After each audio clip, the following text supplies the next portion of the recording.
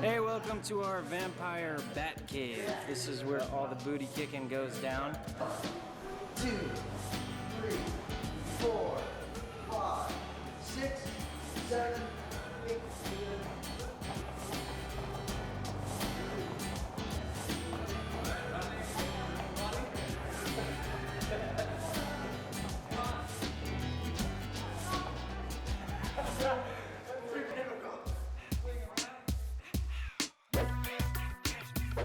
Some bad newborn vampires are gonna try to get us in this movie. They're not like little newborns. That would be really ridiculous if we were fighting babies. So we have to do some battle. We were here for about 2 weeks before we even started production, getting us into shape. I've been really looking forward to this one because I knew that training would be involved. It's been a very physical, intense preparation. I don't even know what you would call it. They call it fight training. My name is Jonathan Xavier. I'm involved in designing fight sequences and training the actors. For us, choreography-wise, we just make sure everything's based off speed and movement. So a lot of evading, how to punch for camera. You're supposed to fake the punches. Yeah, the physicality of it is what you want to get. It's a lot of strength meets cardio, and it's really hard. I've almost thrown up a few times, I'm not gonna lie. We have the giant hamster wheel over here. Can you get that? They put like a piece of cheese up there, and then we all run, try to get the cheese. And over there is where we do all of our kicks and swings and fighting each other. Jumping around and trying new things, beating each other up. I grew up having brothers, so I know self-defense. I know kicking butt.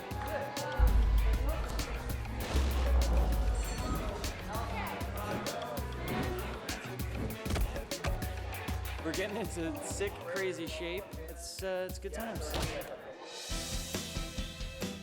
Well, we have about 1 week left on shooting, and we are in the studio. Doing a lot of green screen action, and right now they built a giant type of family-like treadmill. These guys are actually having to get up on treadmills and run as fast as they physically can. One of the toughest things is we're doing these stunts, and yet you still have to be in character versus the human in you who wants to huff and puff and gather air. Us vampires don't need that. They were competing with each other as to who runs faster.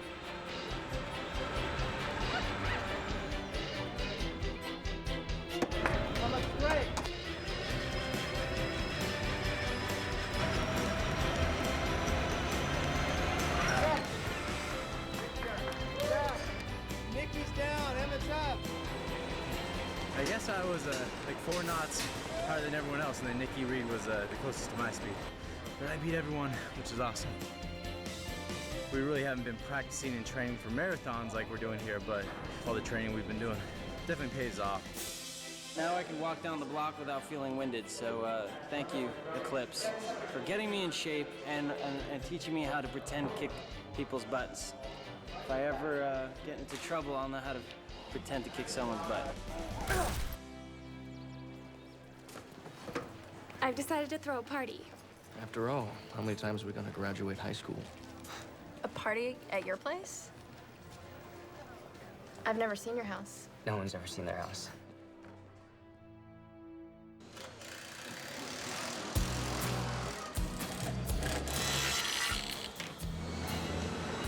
In Twilight, the Cullen house was a practical location found outside of Portland. Now, fast forward to Eclipse, there's a lot more work that takes place in the Cullen house itself. So we knew that we couldn't consolidate everything into one room and cheat it like we did on New Moon. So we made the decision to build the structure, right to the detail of the TNG cedar roofing underneath the overhangs to the floor-to-ceiling glass. I mean, right to the nth degree. If the owners of the original house walked into this house, they would be astonished by the fact that their house was suddenly inside a building. Well, here we are. We're outside the Cullen house. We've got the Cullen forest here. It's all real. The green skies forests everywhere around this place. And you can see behind it, there's a big photographic print. So between the two, especially for a night scene, it should sell it. We're going to walk right up the front steps, and we have a lot of fake things here. Fake rocks, lots of them. All the stuff that looks like concrete is really just painted wood with a little very thin veneer of concrete, and we'll go on in. Because it's such a fan base of the Twilight series, all the little details that are written in the book one has to take into account when we're designing the sets. Often it's colors. Stephanie's written lots of things about certain colors. For instance, the party, it's written that there's twinkly lights, red and purple lights decorating the party. We've kept all that. There's quite a collection of artifacts from various places in the world. There's some Japanese prints. We've got a little Japanese rock garden outside here. There's an old calligraphy instruments right here. It was actually an interesting challenge because a lot of it was kind of like archaeology. You had to dig back through the footage from the first movie, footage from the second movie, and then try to put your own mark on it and bring your own ideas into the third movie. We're coming up to the main level of the house. We figured, you know, it's interesting. They've a bug collection, butterflies, different kind of bugs, and we'll take you into the living room right here. As you can see, they've got modern sculptures, they've got Asian art, they've got old mixed with new furnishings. When we have floor-to-ceiling windows like this, you can shoot outside and see the driveway and everything else out there. There's a narrow little window in the living room, which is really great. A great view. It becomes like a modern art piece with this rock wall outside. We'll go this way. On the way up, you can see there's some pieces from the first movie. And of course, as you pan up around the corner here, there's the graduation caps from the first Twilight as well, so we brought that back. It's a little crowded in here, but we're coming into the dining room. Well, this piece is sort of an interesting piece. It's a rubbing from a piece of plywood with the marks are all from porcupines chewing it, and I thought it was a good little piece to put up there. Nice and modern, different. Here's the kitchen. I mean, the cabinets are all real wood, but as you can see, it wouldn't be very good to entertain here because, see, nothing's real. These open, but there's nothing inside. Interesting enough, there's a bunch of little photos around the place. They're all from the director's fiancée, so that's an interesting little tidbit. It's always a bit of a sad day when you get to the end of filming. In this case, it all has to carefully get taken apart. All the set dressing has to be labeled, itemized, stored away for the next movie. When Breaking Dawn comes around, in theory, it all gets pulled out of storage. All the drawings are pulled out, and guys have to piece it all back together again in this studio or maybe some other studio.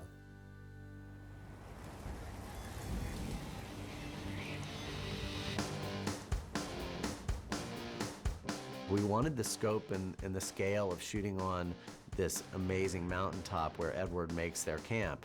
But we're shooting in the fall. There's obviously no snow up there. It's also national park, so you can't put fake snow up there. So we built the entire mountaintop on stage and dressed it with the snow that we would need for the sequence.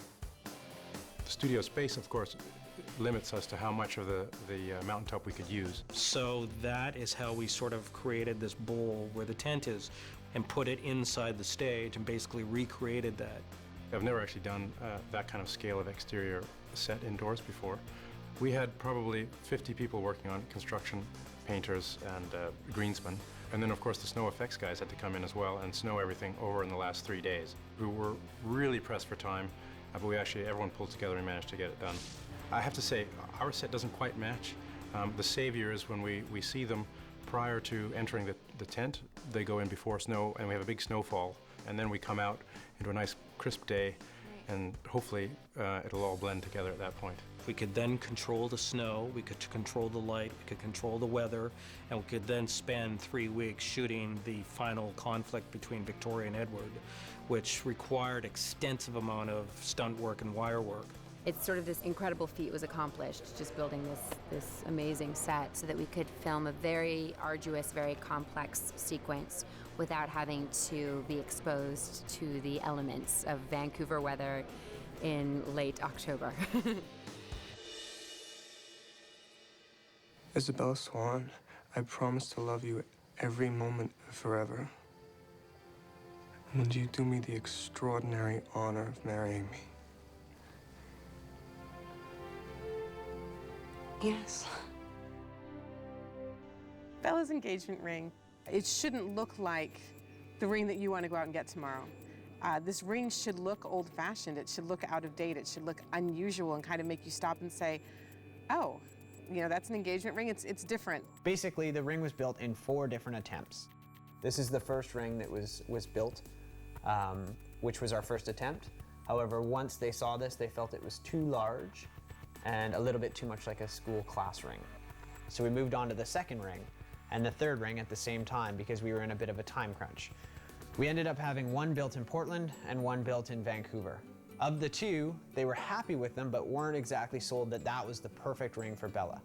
So what we ended up doing is having a conversation with Stephanie Meyer, who then drew us a little sketch of the ring that they ended up finally building. And this gives you an example of basically what they started with.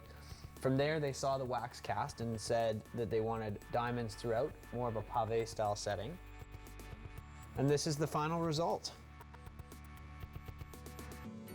And that's how we got to that. So there it is, 14 karat white gold with 69 different cubic zirconians in a pave style setting. I was really excited with what came out of it because it looks exactly right. And I've seen other attempts that came close, that looked similar to what was described, but this one was spot on, and so I'm really excited about that. Are these all our old trip t-shirts? Mm-hmm. Get out. I saved them all. I thought they'd make a good quilt. Keep you warm up in Alaska.